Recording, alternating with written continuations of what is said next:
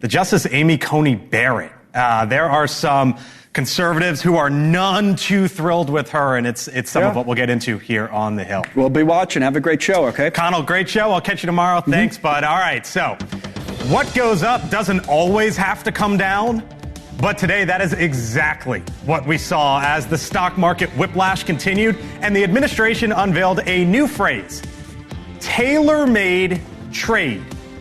President Trump instructing his team to have tailor-made trade deals with countries who pick up the phone and call the White House. But an acknowledgement this afternoon from the president himself of how difficult that very well could be. We've had talks with many countries, over 70. They all want to come in. Our problem is can't see that many that fast. But we don't have to because, as you know, the tariffs are on. And as we sit here in Washington tonight, we couldn't be any further. Wow, would you look at that? From the last frontier, a live look at Sitka, Alaska. Could that be the very first state to possibly benefit from the president's tariffs? I'll explain the one comment made today that could lead to some big consequences. Hello, good evening. Welcome to Washington. The weather a little warmer here. I'm Blake Berman. This is The Hill on NewsNation. Tonight as well here on The Hill, on the road with Secretary Kennedy. We are taking you to Arizona as RFK Jr. unveils part of his health agenda. A major Supreme Court ruling, a win for the Trump administration, but some big questions for some on the right. Why conservatives are now continuing to fume at Justice Amy Coney Barrett. But first tonight, here on The Hill, tailor-made trade. That is the new message from the White House today. Trump's former chief of staff, Mick Mulvaney, with me here to explain what exactly that could possibly look like. We begin, though, with our Robert Sherman live at the White House with how the administration is now explaining the updated plans. Robert?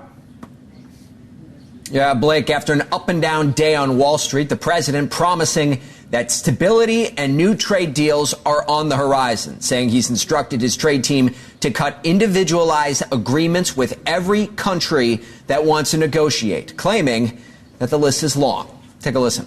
We're doing very well in making, I call them tailored deals, not off the rack. These are tailored, highly tailored deals. Right now, Japan is flying here to make a deal. South Korea is flying here. Meanwhile, the president signing an executive order here at the White House today focused on American energy and coal, relaxing restrictions, telling the DOJ to take action and fight what he calls, quote, unconstitutional state or local regulations that the president contends are putting coal miners out of business. In a short while, the president will head over to the National Republican Congressional Committee dinner, where he's expected to speak later tonight. Blake? Robert Sherman live for us tonight at the White House. Once again, Robert, thank you. So another day of uncertainty on Wall Street. The day opened up with some pretty big gains, but that flipped as the new China tariffs were further confirmed and selling continued as this wild 4-day move continues. The three major indices all in the red at the end of it all. Our Alicia Nieves outside the New York Stock Exchange. Alicia, started well, ended with a much different story. Yeah, it was all good here until it wasn't. I mean, you had the markets opening up in full rally mode. The Dow was up 1,300 points. The S&P 500 and NASDAQ, those were up around 3% at the open, as high as 4%. But all of that kind of pulling back, a full reversal. And here is why. When the markets first opened, there was this optimism, particularly around President Trump and a post that he made on Truth Social. That post indicating that there was some call with South Korea around tariffs. That call was going well. The president even indicating that China was wanting to come to the table. But when hours of trading went by and no deal manifested, no additional information manifested, that's when we started to see the markets lose steam. And then that 12 o'clock deadline came where China did not repeal the 34% tax. That was the deadline the administration gave. And so now you have the White House coming out about an hour later saying they are going to move forward with their threat to impose an additional 50% tariff. And that is what led to the markets selling off kind of in kind. This is the opposite of what the markets wanted to see. And then the markets certainly made that reversal. Blake? We get to do it all again tomorrow. We'll see where it goes. Alicia Nieves, slide outside the New York Stock Exchange. Thank you. All right, so a live look right now. Sitka, Alaska, the last frontier state, could become the site of one of the big first trade deals, potentially. Alaskan officials are seeking investors in Asia for a proposed $44 billion liquid natural gas pipeline, LNG. The pipeline would deliver natural gas from Alaska's North Slope fields through an 800-mile pipeline to a liquefaction facility. From there, much of it would then be shipped overseas. Now, the U.S. and Japan held talks about the project in February. Last year, Japan imported some 6.3 million metric tons of LNG from the U.S. That's almost 10% of the country's total imports. Why do I bring this all up? Here's why. Earlier today, the Treasury Secretary Scott Bessent, out on the North Lawn, teased a possible trade deal involving several Asian countries buying energy from Alaska. There is talk of a big energy deal in Alaska where the Japanese and perhaps the Koreans, perhaps the Taiwanese would take a lot of the offtake and provide financing for the deal. So when you think about the big global picture here and possibly what the White House may or may not be doing, how does that fit into all of it? With us now, the governor of Alaska, Mike Dunleavy, with us live here on the Hill. Governor, thanks for being with us tonight. I was showing that picture there of the southeast part of your state, 45 degrees. It's 48 here in D.C., so it looks like we have you by a few. Thanks for being with us tonight. It's great to be here. Thanks for having me. So that comment from the Treasury Secretary on the North Lawn to start off the day stood out to me because it was him basically saying, you know what, maybe there could be this big deal with several Asian countries and the state of Alaska. Where is that tonight, Governor, as you know it, and what's the significance of it? Well, I think it's moving ahead. You heard the Secretary talk about the possibilities of having a trade agreement in which our natural gas is part of that. We have tremendous amounts of natural gas, and we're only 8-9 days shipping to Japan. Alaska pioneered LNG export for the world in 1969 to Japan. We delivered gas to them for 50 years and are cooking the fields. We're talking about North Slope, which has trillions and trillions of cubic feet of gas that could go supply Asia, probably 40, 50, 60 years. And we're very close to our Pacific allies, Korea, right, Taiwan, Philippines, Japan, even Thailand, relatively speaking, to Gulf Coast gas going through the canal or coming around South America. So we were over in Asia just a week ago. We were over there for an extended trip talking with these folks, and they're very interested. Obviously, part of the trade agreement is something they're also looking at. But again, this is something economically that'll pan out. Yeah, so it's something you've been working on, but clearly that the White House is now sort of saying, okay, this could all fit into the bigger picture. You're a governor, right? So you don't see things Democrat or Republican. You've got residents in throughout your state, right? So how do you balance right now watching 401ks go down, potentially prices go up, but yet maybe your state could benefit with this trade deal? I think the fluctuation you see as a result of the trade discussions, including that on Wall Street, is temporary, to be honest with you. I do believe that. You think so? I do believe that. I think this is going to get worked out. I do believe that there are many countries coming to Washington to actually negotiate these deals. And I think it'll get worked out, hopefully by June, as was mentioned. And so I think it's a short-term issue, but I do believe it's going to provide a midterm and long-term benefits to the United States and our trading partners.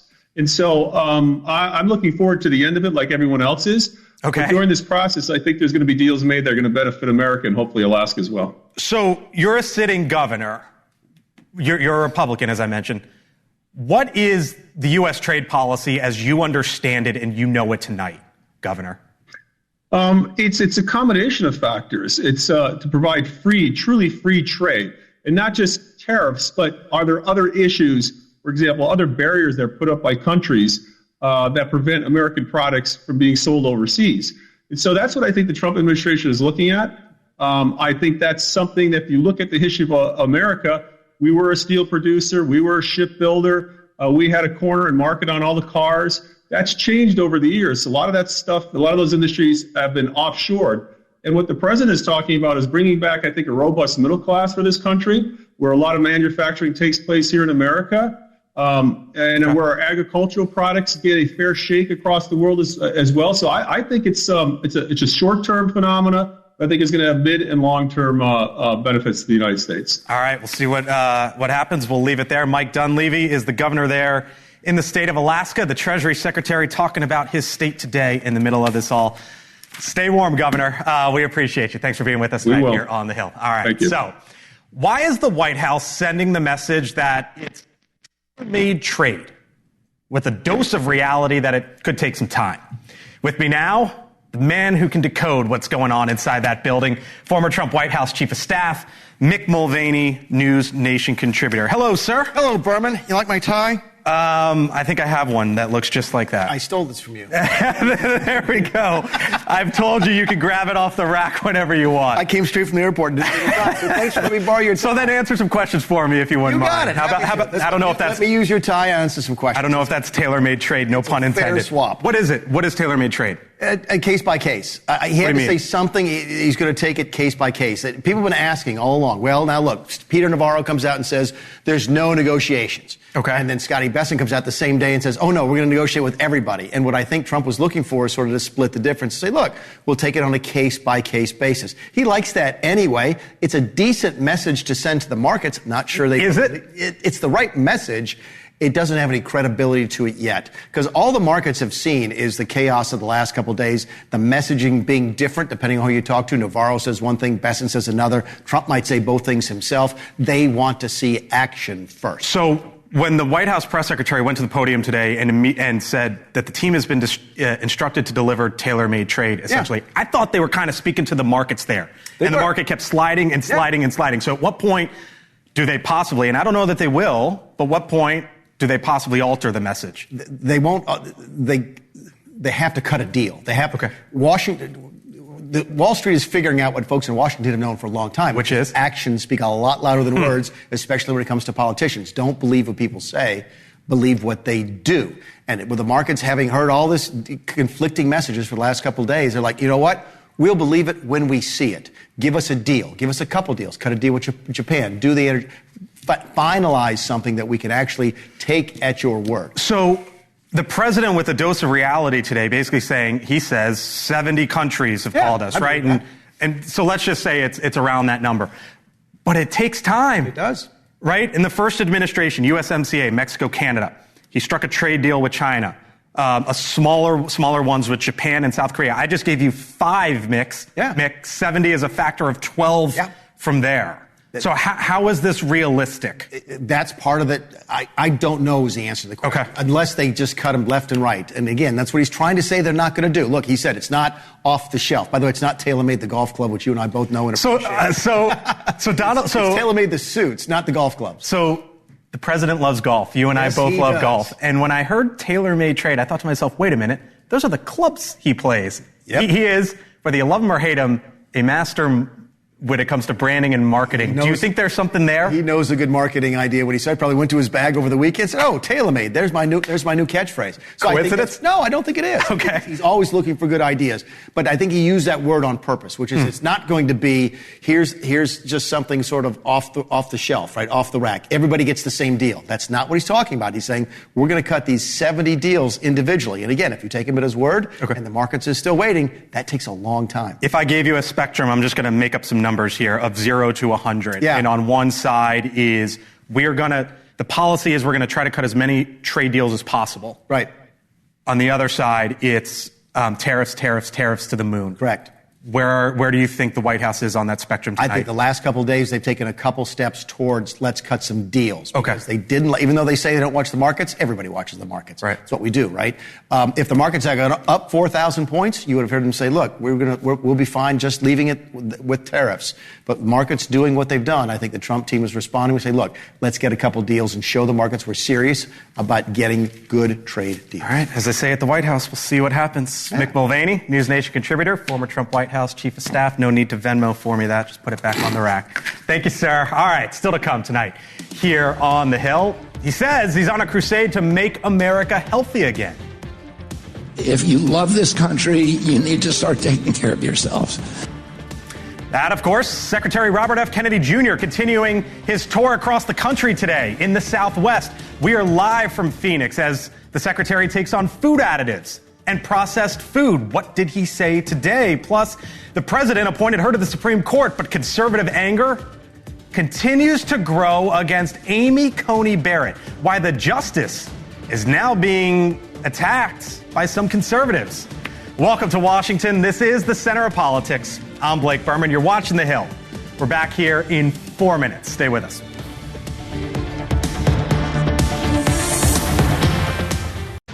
I'm Blake Berman, and you're listening to NewsNation, news for all America. To find NewsNation on your screen, go to joinnn.com.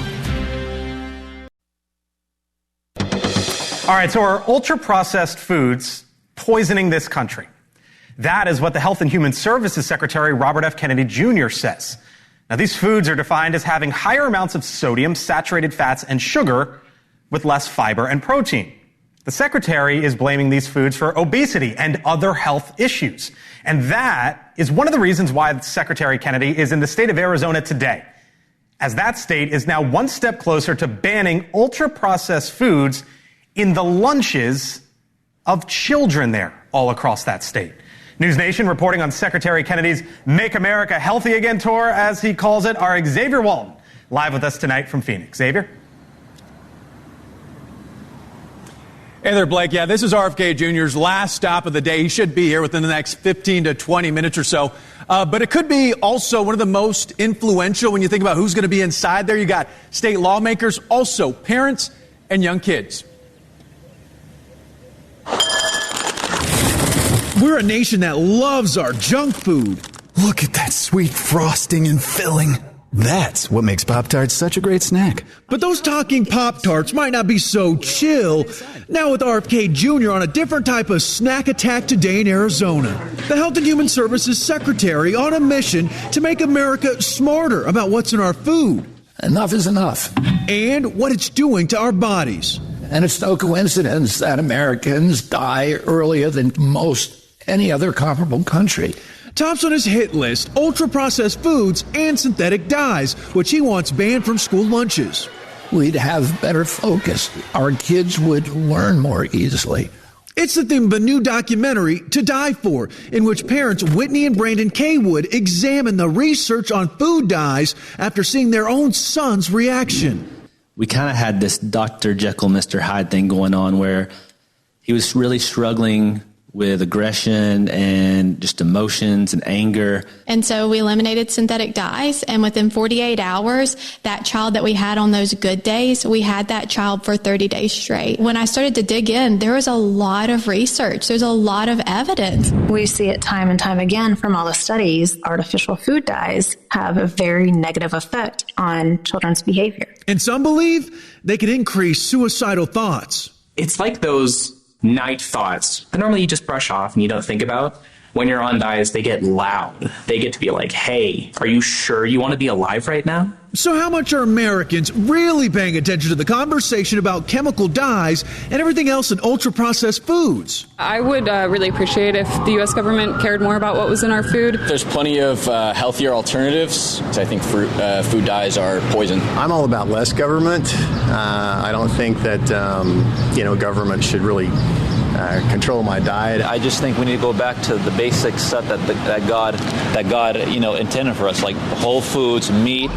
The Kaywoods just glad to be part of a growing national conversation. We're working on this documentary for 2.5 years, and nobody ever knows what we're talking about. Then all of a sudden you have national news talking about it. But now we're seeing that this is a very bipartisan issue. Both Republicans and Democrats are getting behind it, and I think that's a beautiful thing.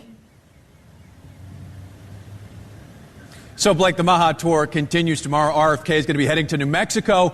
Until then, though, in about 20 minutes or so, he's got this press conference. What I really want to pay attention to is how parents and their kids in the same room react to what RFK Jr., HHS Secretary, has to say.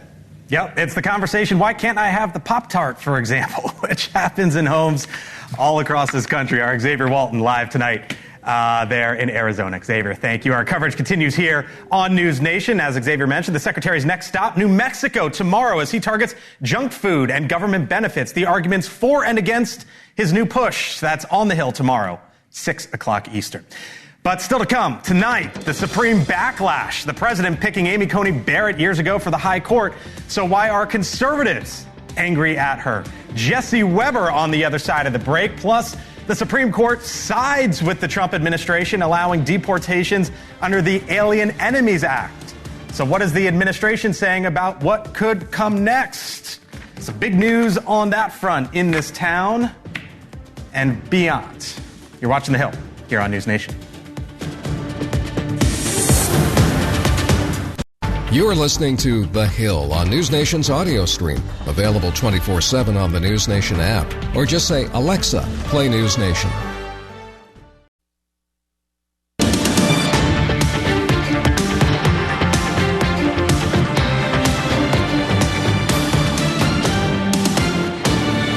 Welcome back here to The Hill on NewsNation. The Supreme Court giving the Trump administration a big win. Today, the court ruling that the administration could move forward with firing roughly 16,000 federal probationary workers. Now, the court also handing down a big ruling late last night, allowing the president to continue deporting illegal immigrants believed to be Tren de Aragua gang members under the Alien Enemies Act, at least for now. And while the White House is celebrating, outrage is boiling over in some corners of the president's base. They are upset with Justice Amy Coney Barrett for siding with the court's 3 liberal justices on the deportation ruling. Barrett was appointed by President Trump in 2020, but now prominent Trump allies are calling her a mistake. Republican Senator Mike Lee labeling her decision, quote, disappointing. Recently, Justice Barrett sided with all of her liberal colleagues on DOJ cuts, Arizona's voter ID law, and the ability of individuals to sue the Biden administration for COVID-19 social media censorship. Now, at the time of her confirmation process, Democrats vehemently opposed her, while Republicans praised her. The principal thing we learned about Judge Barrett in her hearings is that she believes she doesn't have to answer any question that might upset President Trump. She has the deep legal expertise, dispassionate judicial temperament, and sheer intellectual horsepower that the American people deserve to have on the Supreme Court. Joining me now, NewsNation legal contributor Jesse Weber to help break down the many different facets here. Hello, sir. Thanks for being with us tonight. So first off, let's talk about the ruling from the Supreme Court last night, because it was a win, but not really a total win for the White House. Practically speaking, Jesse, for what they are trying to do here, what does it mean for them? So look, on the headline, yes, it's a win. They can keep deporting non-citizens using the Alien Enemies Act. But all the justices agreed that you need notice. You need to provide notice to these individuals and a hearing, an opportunity for them to challenge it. So this idea that you can use the Alien Enemies Act to just, completely deport people at a whim, no hearing, that doesn't work. Now, here's the problem. People will look at that headline and say, oh my gosh, the Supreme Court said the president has the authority under this law to do it. That is not what they ruled. They didn't decide this on the merits. They said, listen, if you want to make challenges to your detention, you have to go to what we call, it's a very specialized habeas proceeding. You have to do that at the lower court. That's how you challenge it. That's what they decided. They didn't decide on the merits of the Alien Enemies Act. And when you look at Amy Coney Barrett, all this criticism that she's getting because she sided with the dissent, by the way, she didn't really sign on to all of the criticism against the Trump administration. Her biggest issue was, she said, I don't think the Supreme Court should have looked at this issue. I think they looked at it at an emergency basis. This should have made its way through the lower courts first before we decided it. That's all she sided on with, and yet she's getting this crazy amount of hate. What about, you call it a crazy amount of hate. What about the pattern here, right? Because she has ruled against President Trump's policies on several occasions now. Is there a pattern, or is it just case by case by case? So look, I think she's documenting herself as more of a centrist and maybe not as far right as people were expecting. But the decisions recently, particularly one where she sided against the government regarding, they're suspending foreign aid, she is making decisions, or at least siding on to decisions on procedural technical grounds, not even the merits. And so I think when you look at that, this is not her just saying, oh, she's, siding against Donald Trump's agenda. She's against executive authority. You can't make a blanket statement like that. I mean, honestly, Blake, I'll tell you what. This is kind of what you want in a Supreme Court justice. You want somebody in the center who looks at this and somebody who will side with the other side. And you got to congratulate her on that. I mean, again, Justice Roberts 3 weeks ago, saying you can't, try to impeach judges and going against the the Donald Trump's administration. That's what you want to hear. Jesse Weber, NewsNation legal contributor. Thank you, sir. Appreciate it. We'll catch you again soon. You got it. Good seeing you. You as well. So Democrats speaking out about the Supreme Court ruling, saying it will infringe on due process. But the administration says it is full steam ahead. For example, here was the White House Press Secretary Caroline Leavitt earlier today. We are going to continue to comply with the law, and we are wholly confident that every single person that has been deported under the Alien Enemies Act, every person that will continue to be deported under the Alien Enemies Act qualifies for that deportation. Joining me now, Democratic Congressman from the state of California, Mark Takano, back with us here on the Hill. Congressman, thanks for being with us once again tonight. Appreciate it. Always nice to see you, sir. So there's the policy versus the process, right? How do you square both of those? Right. Well, I think the Supreme Court just conveniently punted on ruling on the policy because they did not want to deal with telling President Trump and his administration that they're wrong and put them in a position of ordering President Trump to comply with the law and risk showing themselves to potentially being impotent against executive power. I don't think the court really wanted to confront that situation. But again, how do you square sort of the process that is now in place versus the policy from the White House of there is a violent gang, Tren de Aragua. We are trying to deport violent criminals.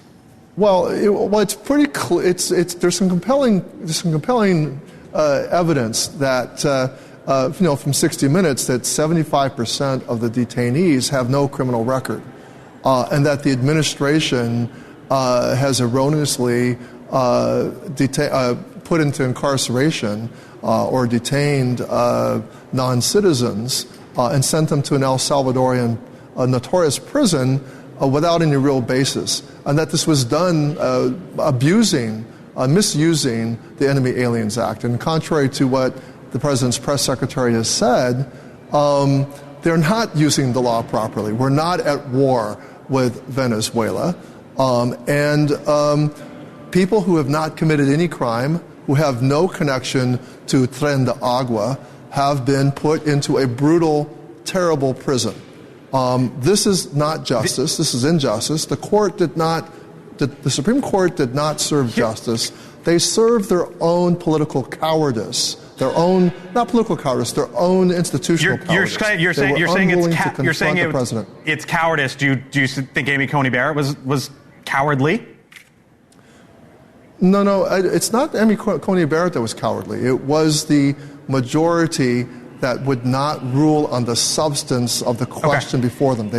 They punted to a procedural. They went to a procedural solution, which was the litigants didn't sue in the proper venue. They needed to sue in Texas, and so they punted on the substance of the decision. Was the Enemy Aliens Act properly applied? And lower courts have found no. Here was President Trump today. I want to get your reaction on the other side. We had a good decision, as you know, from the Supreme Court allowing us to do that. We have judges that didn't want us to do it. We have judges that wanted the very evil gang members from Tren de Aragua and MS-13. They didn't want them taken out of the country. The president also went on to say essentially that we don't want these folks back here in the United States. Do you agree? Well, look, Tren de Agua is a terrible gang, but the president also is responsible. His administration has to show that these people they picked up are actually Tren de Agua gang members. We can't take it on face value that what they did was really proper and that they actually picked up gang members. There's plenty of evidence. You don't trust ICE, as I said, DHS? Well, 60 Minutes, the reporters have shown that 75% of those who've been picked up have had no criminal records. And so it's very dubious that they've actually picked up gang members. That's the problem here. That's the problem with no due process. And even the Supreme Court has ruled that in the future, potential detainees need to be told that the Enemy Aliens Act is going to be applied before them and that they do have a right to have a hearing. That's something that these people who were sent to El Salvador did not have the benefit of. Congressman Mark Takano, Democrat from California, thanks for being with us once again tonight here on the Hill. Talk again soon, sir. Thank you. All right, still to come. the big story today, and really could be the big story for who knows how long now. The president defending his stance on tariffs. And we're doing very well in making, I call them tailored deals, not off the rack. These are tailored, highly tailored deals. So that is the new message today, tailor-made deals. So why did Wall Street react the way it did when the White House sort of unveiled that policy?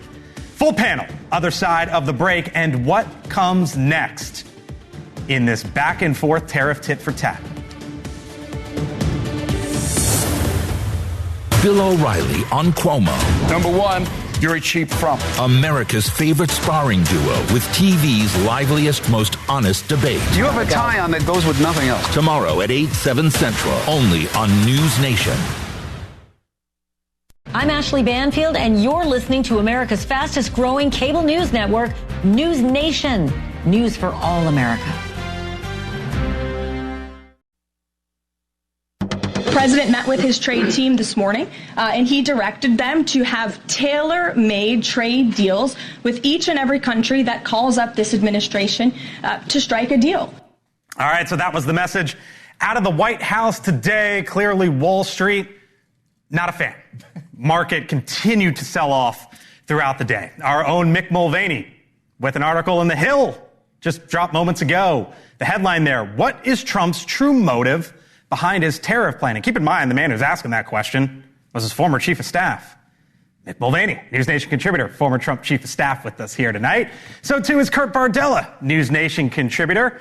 Carla Sands is the former ambassador to Denmark and Greenland. And Dan Cannon, former battleground director for the Harris and Biden campaigns. Hello to you all. Thanks for being here tonight on a busy and consequential day. What's the true motive, sir? Don't know. And that's why I wrote the piece, is that, look, for some people, the tariffs are there for the purpose of rebuilding the American manufacturing base. Now, to do that, they have to stay in place for a really long time. But for other people, they say, well, no, this is all a negotiating tool to get us better free trade deals or fair trade deals with other countries. Both of those things are admirable. Either rebuild the manufacturing base or get good trade deals. I'm just not sure how you can have it both ways. And the Trump administration is sending mixed signals, which is why I think you're seeing the markets react. But if you don't know, you are not the average person, right? Thank you, Berman. And I mean that. It's my tie, right? Yeah. I mean that as a compliment. Yeah. Given your background as a congressman, someone who ran an agency in Trump's administration, who was his chief of staff. So if that's where you are, how do you expect anyone else to sort of make it? No, here's what I tell folks: is that the only person who speaks for Donald Trump is Donald Trump. When Peter Navarro goes on TV and says, we at the White House know thus and such, that's Peter speaking for Peter. It's one of the things that made him so frustrating to work with him, because he tried to sort of steer where he wanted the president to go. The only person, you want to know what Trump is thinking, ask Donald Trump. It's not like he hides out. I mean, you see him. He's on TV every single day. Ask him a straight question, you get a straight answer, but you can't listen to people like Peter Navarro because they're just arguing to Donald Trump what they think he should do. I'm getting there in a second. What is Trump's true motive behind his tariff plan? Yeah, so the days of multilateralism is over. Bilateral trade deals, that's what Trump is going for. Yeah. He's looking out for Main Street. Wall Street has done so incredibly well the last, say, 40 years. Yep, up and to the right, no matter who the president is. Unbelievable, right? But Main Street, they have been really not keeping up with inflation. Their lives, not conveniences, but their lives in general have diminished significantly. So you're in the camp of tariffs to bring jobs back. 100% tariffs to bring jobs back, but 100% he wants to cut those bilateral deals. But Mick's saying that... How do you do both? So in the case of some countries, they're washing Chinese goods through their country. Right. They're looking for zero tariffs. They're not going to get it because those goods are washing from China into those countries. You saw what Trump did today. He put, 103% tariffs on China because they blinked. I get that. But if I'm a textile manufacturer in the South, I grew up in the South, right? I'm from the Carolinas. And I'm thinking about, okay, he just slapped a huge tariff on Vietnam. Maybe I'm competitive now. I can go out and build a new factory and try and sell my stuff here because now I've got some tariff protection. Yeah. But if I do that and in 6 months the tariff goes to zero from Vietnam, I'm bankrupt. So here's why I think this is fascinating. Two people who served in the administration, and I just heard not a peep out of the Democrats sitting up here, right? And I wonder if you all just sit back, watch the show, and let this play out, or how do you play it? He's at the highest level of political capital he's going to be at this entire term. Yes. And by the way, that level is negative 13 on the economy right now, negative 28 with independence right now, and he's buying down his own capital for what I'm not really sure. But I want to try to answer your question, Mick. Okay. I think his motivation, as with so many things with Donald Trump and this administration, is about the grievance politics. He wants to go after the folks that have done him wrong, whether it's federal employees, whether it's Democrats, whether it's law firms, whether it's European countries. He's going after them. And if there was really a strategy on bringing jobs back, there would be a strategy. It wouldn't be this indiscriminate approach that has us back and forth with the market going in turmoil every single day. If I may, he actually proved his case in Trump administration 1. He brought the jobs back, the manufacturing jobs, 750,000 new manufacturing jobs, and things were cut short because of COVID. We don't even know how good that would have looked by the end of the first term. So I disagree. Where are you tonight? All I know is that Main Street right now is checking their 401ks. There's less there today than there was before this trade war started. They don't have 401ks. I think like half the country does, right? Somewhere around there. The bottom half, they're in debt. Well, I look at a place like Ohio, which just got the news that a plant that was supposed to open there is now not going to open there because of these trade wars. I don't see how ultimately Main Street's going to get all the promises delivered that this administration said they would. Remember, Trump set the expectation. He said on day 1, inflation will drop. On day 2, grocery prices will drop. On day 3, you'll have more and not have to do more with less. Right now, the rhetoric from the president doesn't align with the expectations that he set. When he's saying it's going to take time, it's going to be painful, that's not what he campaigned on. That's not what he said. He didn't say, hey. He did say. No, he did not say. He did not. He said on day 1. Yeah, he said it over and over and over again that prices would drop. And a recession doesn't help anybody at the bottom half, whether they have 401ks or not. If you lose your job, it's always a lower half of the economic ladder that suffers in a recession. The rich are going to get richer. We're going to move the income inequality even further in that direction. It's going to be bad for Main Street and we've talked a bit on the show about how long an administration can blame the previous administration for whatever happens, say, in the economy. And what we say is the more the incoming administration does, then the bigger they go, the less time they have to blame it on the previous administration. Trump needs a win. He's clear. This is his economy now. There's no question about it. You can't go and say, no, this is Biden's, whatever. You can't do that. He needs a win, someplace in foreign policy, some trade deal. I think he can get it.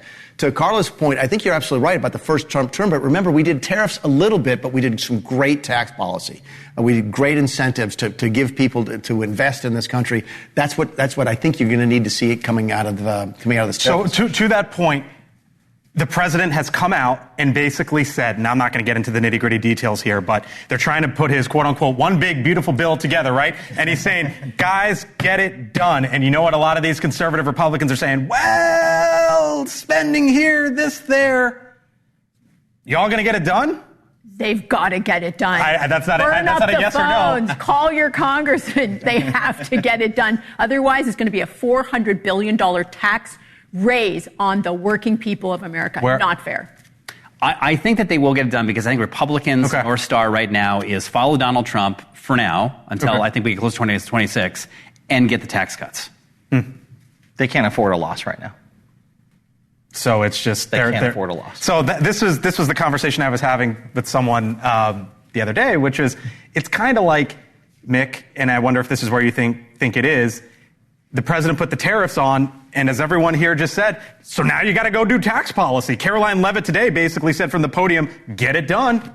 I think there's something to that. It's something like, look, guys, gals, in that building behind us, because of what's happening with tariffs, we need the taxes now. We need dereg now. Everything else gets fast-tracked. I've always wondered if they should have done it in a different order. Okay? I don't understand why they would have. Because I think he just really wanted to do the tariffs. He talked about it during the campaign. He wanted to absolutely do it. And he likes the leverage that it gives him. He likes the fact there's 70 countries calling to cut deals. He just needs to make one. The markets did not react to the language today. Markets will react to action. He needs to cut a deal someplace. All right. Thank y'all. Appreciate it. Thanks for coming in tonight. That was a lot of fun. Thanks for the tie, Berman. You're welcome. Mick stole my tie. Actually, Mick didn't steal my tie because I told Mick he can always borrow a tie or two. All right, still to come tonight. Other side of the break. Did you see what happened last night in the Final Four championship basketball game? What if I told you a much bigger game is about to play out here in Washington, up on the Hill? I'm going to explain. And coming up on Elizabeth Vargas Report, she'll bring you President Trump's speech in full. He's talking in her hour. She's also talking with author Chris Whipple about his new book, Unchartered. That's next here, 7 o'clock Eastern on News Nation. My take, other side of the break. I'm Leland Vittert, and you're listening to America's fastest growing cable news network, NewsNation. News for all America. Well, would you look at who appeared in this town today? That is Baby Dog, famous on Capitol Hill and in West Virginia politics. And she belongs to that man right there, the West Virginia Senator Jim Justice. He brought Baby Dog to a nomination hearing for the Senate Committee on Agriculture, Nutrition, and Forestry. Quite the scene up on the Hill. All right, time for my take now. It was one for the ages last night after coming down to the very last play. The Florida Gators beat the Houston Cougars to win the NCAA men's basketball title. But the games aren't over, at least not yet here in Washington. One of the folks in attendance last night at the game, none other than Senator Ted Cruz, Houston resident as well. The senator could be a major player in college sports going forward. As chair of the Senate Commerce Committee, Cruz wants to get a hold of the new world that is NIL, name, image, and likeness, as college athletes are now able to get paid for being who they are, something the NCAA prohibited for decades. Now, Cruz saying recently on his podcast, quote, "Right now, the current world of college sports is the Wild West. We are going to address it." But to call a timeout here for a second, I'd ask this. Address what exactly at the federal level? We're not regulating or making laws around the sophomore English major at Florida or the senior nursing student at Houston who might have been in the stands last night. So why does the federal government need to get involved with those on the court or on the field? Now, that's a conversation for another day. And we are starting to see it play out all over the country. For example, just yesterday, this headline in Illinois, lawmakers there considering tax incentives for NIL earnings, trying to attract the best players to their state. Most of the big dollars here, as you might know, involve college football and college basketball. Those seasons are done. But with many, many, many, many millions and beyond at stake, get ready to watch the legislative conversations play out right here on the Hill. And that's my take. We'll see you tomorrow.